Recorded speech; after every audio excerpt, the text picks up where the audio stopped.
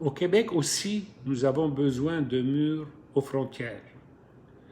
Tout comme les États-Unis, nous devrons avoir le nôtre. Toutefois, au Québec, nous avons besoin de bâtir 2 murs.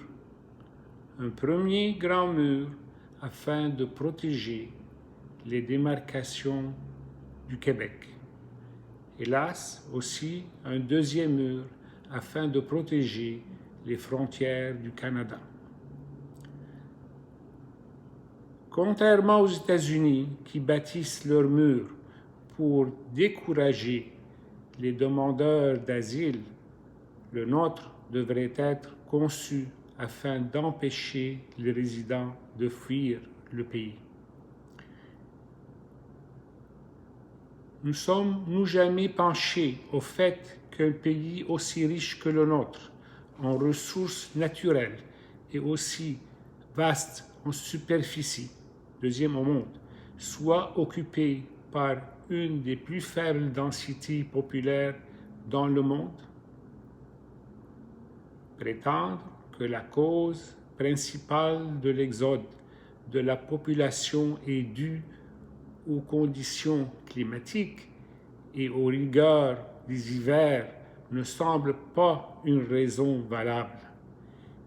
Il y a bien d'autres pays qui endurent des conditions hivernales similaires, mais qui ne font pas face aux mêmes problèmes d'exode de leurs résidents. Le nôtre est bien prononcé. Pourquoi nos résidents cherchent à fuir le pays? Pour ceux qui sont nés ici, l'inégalité dans les opportunités de travail. 2 personnes ayant acquis des formations académiques d'un même niveau et dotées d'une intelligence similaire peuvent être rémunérées d'une façon très différente. Les possibilités de survie des petites entreprises est en voie d'extinction. Les acquisitions de toutes sortes sont facilitées par les gouvernements.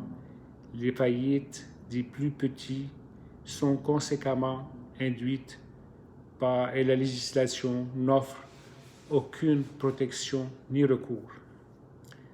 Les accords de libre-échange ont contraint beaucoup de manufacturiers à fermer leurs portes. 2. Pour les nouveaux résidents, quand les nouveaux demandeurs de visa de résidence permanente complètent leur application dans les ambassades, ils sont accueillis à bras ouverts pour leurs compétences, expériences et qualifications académiques. Sauf que quand ils arrivent au pays, ils font face à une toute autre réalité. Aucun de leurs diplômes ou leur expérience reconnus dans une bonne partie des pays du monde ne peut les qualifier à décrocher un emploi adéquat au pays. Les ordres et les syndicats jouissent d'un contrôle qui prend préséance sur toute loi afin d'acquérir les équivalences nécessaires et les formations exigées par les ordres et syndicats. Les demandeurs doivent consacrer des années de leur vie afin de satisfaire les exigences requises. Face à ces difficultés, beaucoup de personnes décident de laisser faire et optent pour un changement de métier ou encore un changement de pays.